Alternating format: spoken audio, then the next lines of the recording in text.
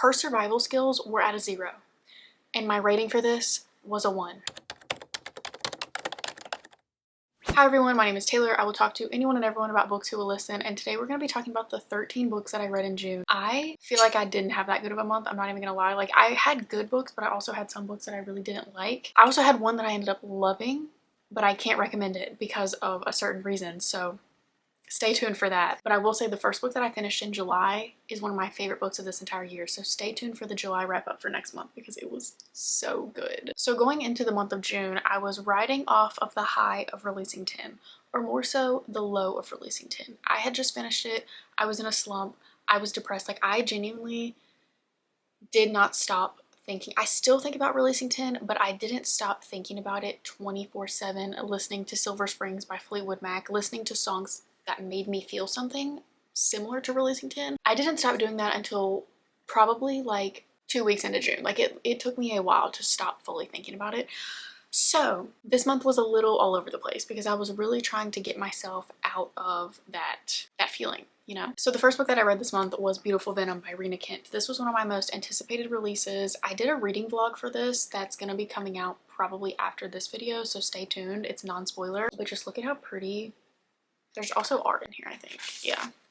And I love that. Rena Kent's books are always very hit or miss for me. I don't know if anyone has seen the theory that Rena Kent isn't one specific person, but it's like a group of ghostwriters writing under the name of Rena Kent, and they each write different books.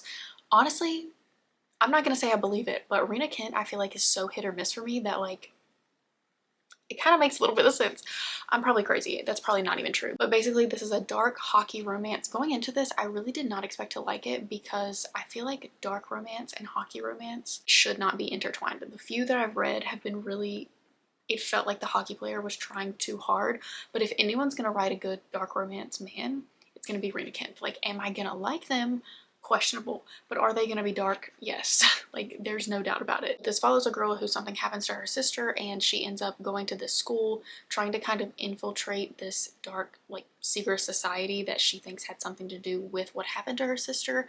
And it just so happens that some of the hockey players from this school are in this secret society. So she ends up coming to the initiation for this secret society, and she kind of becomes his, like, plaything in a way.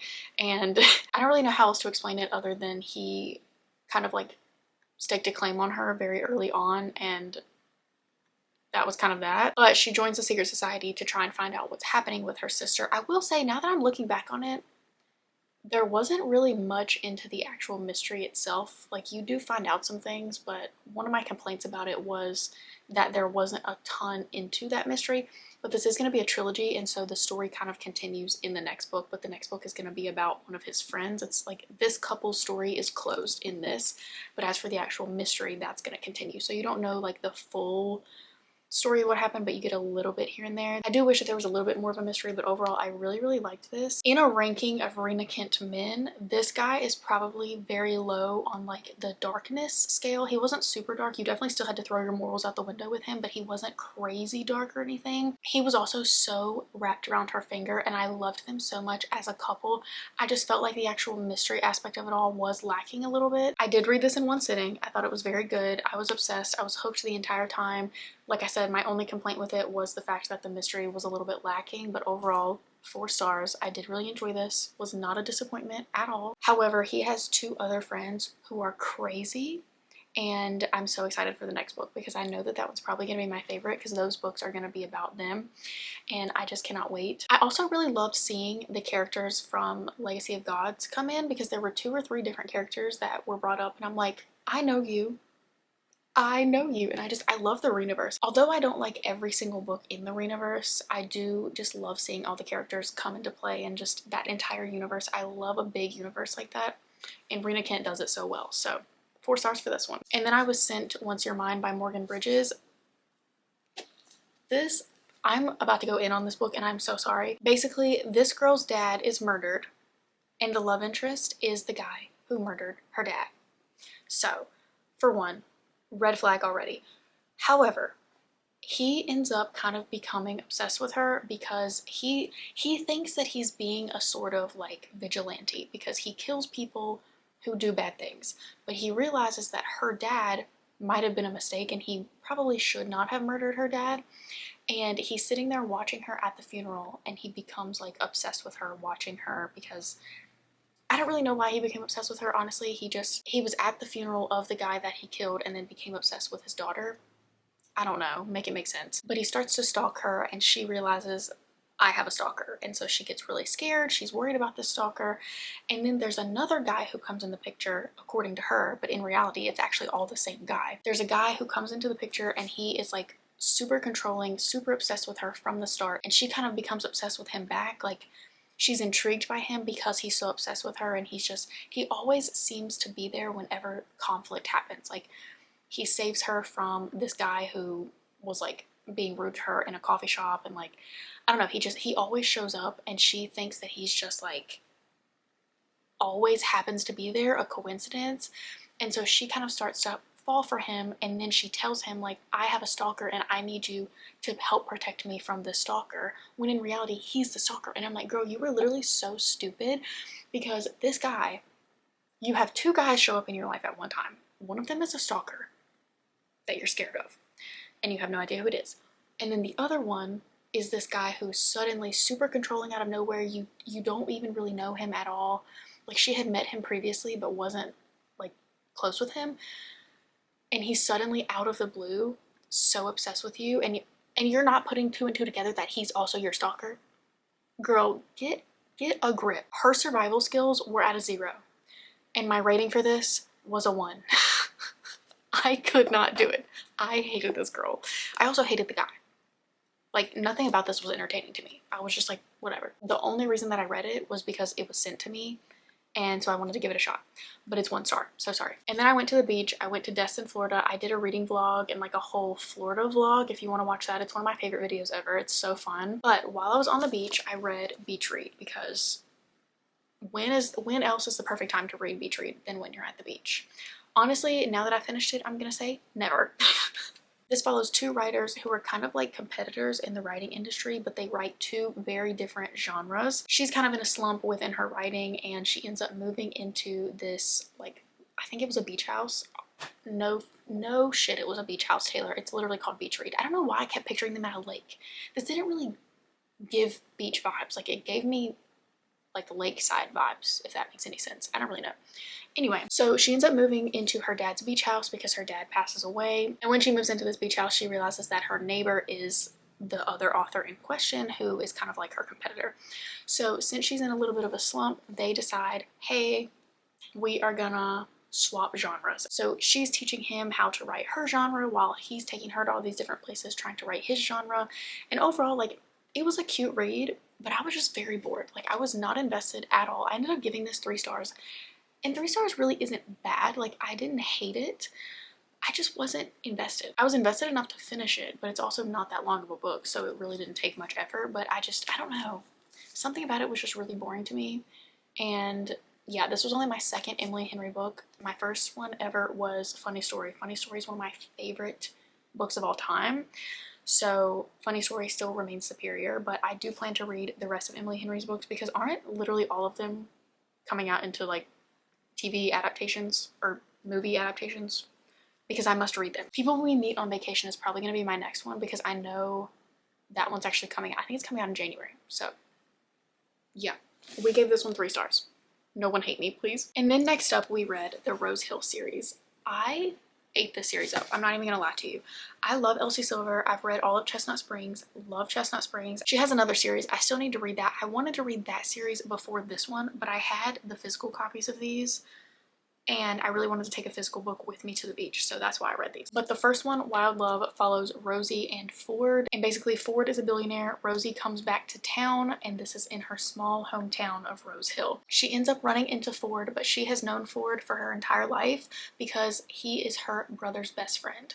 Billionaire and brother's best friend. Sign me up so fast. Well, Ford is a billionaire because he's a record producer, and so she ends up kind of working for him as like his assistant in a way. But they have been in love with each other their entire lives, but they've been in denial about it. They've known each other since they were kids, and so it's very much friends to lovers, but it's also forbidden because it was obviously brother's best friend. This is also single dad, but it's single dad in a way that he didn't even know that he was a dad until the daughter was like 12 years old. She literally shows up on his doorstep and it's like, hey, I'm your daughter. And he's like, what? And so that was the part that I really, really loved about this book, was just seeing him become a dad. Like, she was already 12 years old, and so he didn't really know what to do with her, but just seeing their relationship grow and seeing him become soft for her in a way that he had never done before. I loved that aspect of this. He was wrapped around Rosie's finger so bad. He was so obsessed with her, and overall I loved this so much. This is one of my favorite Elsie Silver men. Cade Eaton has always reigned superior. Ford Grant is right up there with Cade Eaton. Like, Elsie Silver did her thing when she wrote those. 5 stars, of course. And then the second one is Wild Eyes. This follows in the first book where I said the main girl's brother's best friend trope. This is the brother in question. So this is the main girl's brother from book 1. He has 2 children, and his 2 children, one of them is an absolute menace. We love her, but she's an absolute menace. And then the other one is very just chill, quiet, doesn't talk to a lot of people, just very soft spoken. So adorable. Well, the main girl is a famous country singer, and she ends up coming to Rose Hill because she's kind of like, people are kind of looking at her as if she's like a washed up pop star in a way. And so she comes to Rose Hill because Ford Grant is a record producer from this book. And so she's coming to Rose Hill to work with him and to kind of like get her fame back on track in a way, because she's never written her songs herself. Her parents have kind of always taken over with that aspect of her life, and so she's ready to take it back and make it her own. And so that's why she's coming to Rose Hill, to this place, and she ends up running into West. And I will say, when I first met her, I was like, I'm not gonna like this girl, because she was trying to take a picture with a bear in the very beginning, and she also drove a Tesla, and I was like,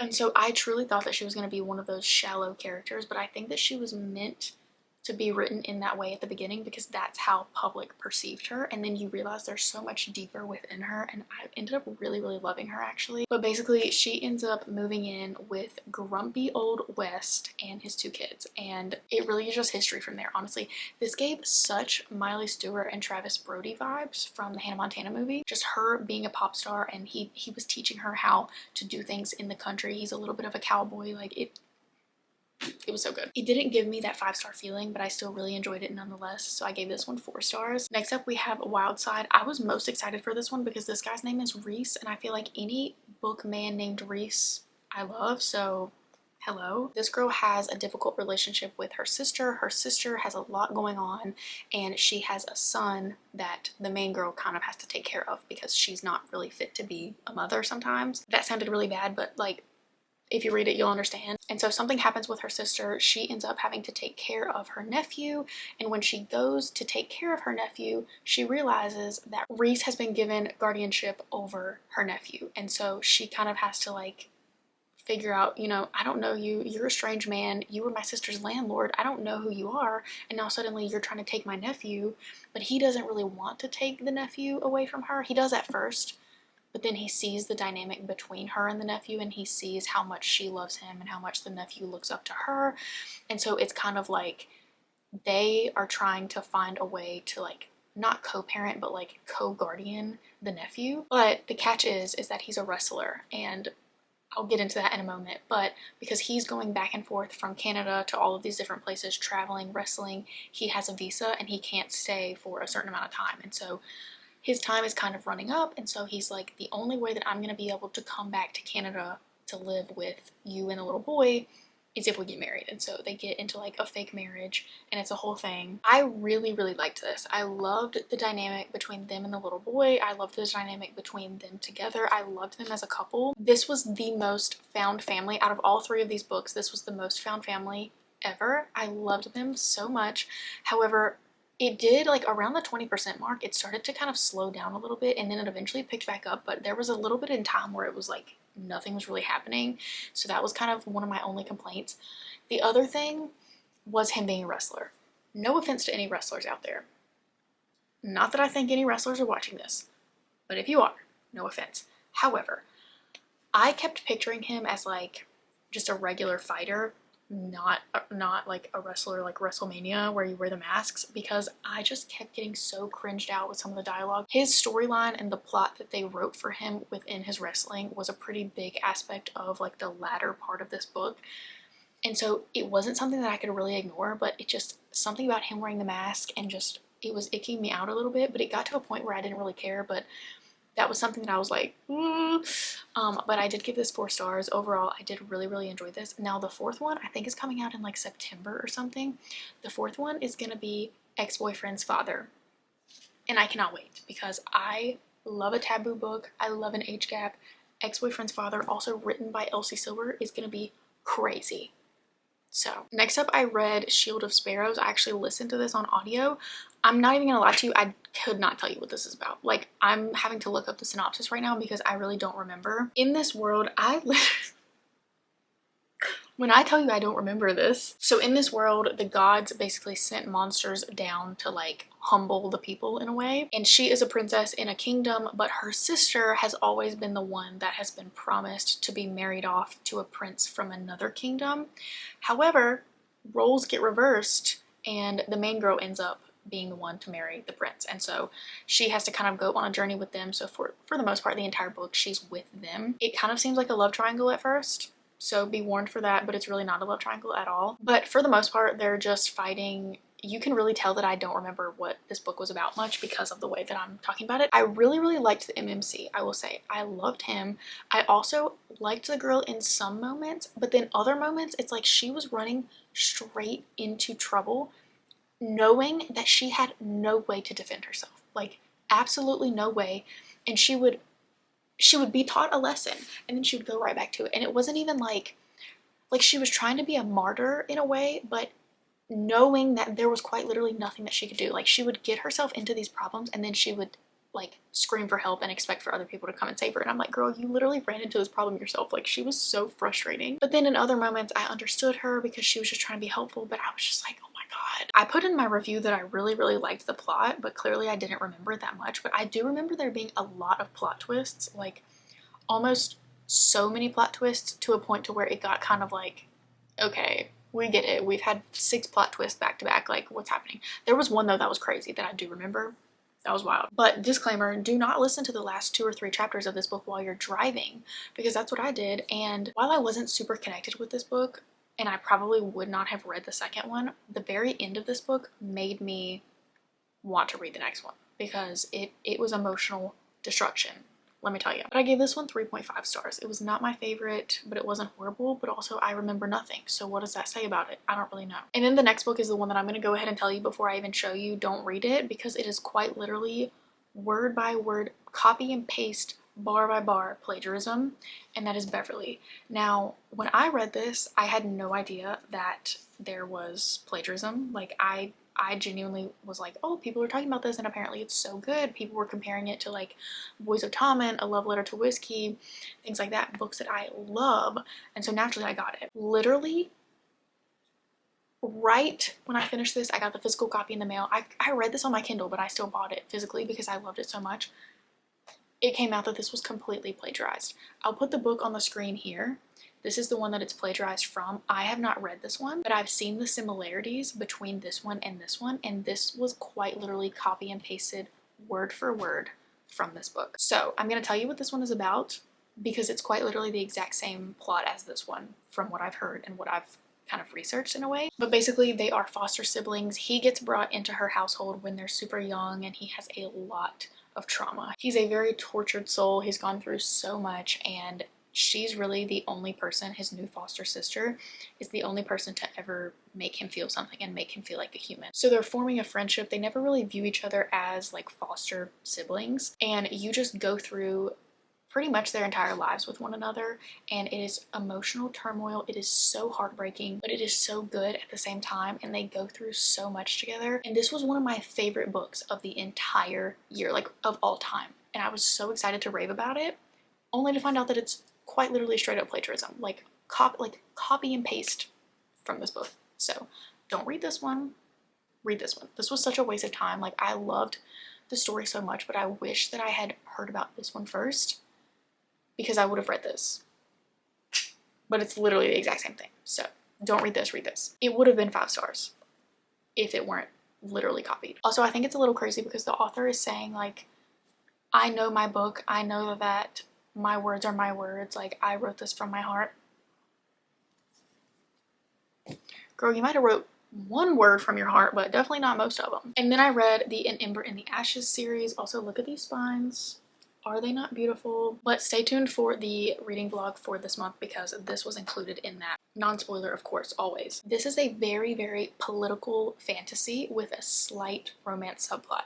I would fully recommend this if you're someone who loves like a high fantasy with a very rich plot. There was a little bit of romance, it was a little bit of yearning, it was a little bit of tension. We love to see it. I loved the couple. However, it wasn't like super romance heavy, so you probably are not going to enjoy this if you aren't really into that type of thing. But basically, this follows a girl who her brother has been taken by the Empire because they're kind of like rebels in a way, and so she decides to join the rebel group as a spy, and she gets sent to spy within the main empire of like the people who are like the leaders. And so she's spying for this rebel group because the rebel group says, if you can spy for us and get us information, we will help you get your brother out and we'll help you save your brother.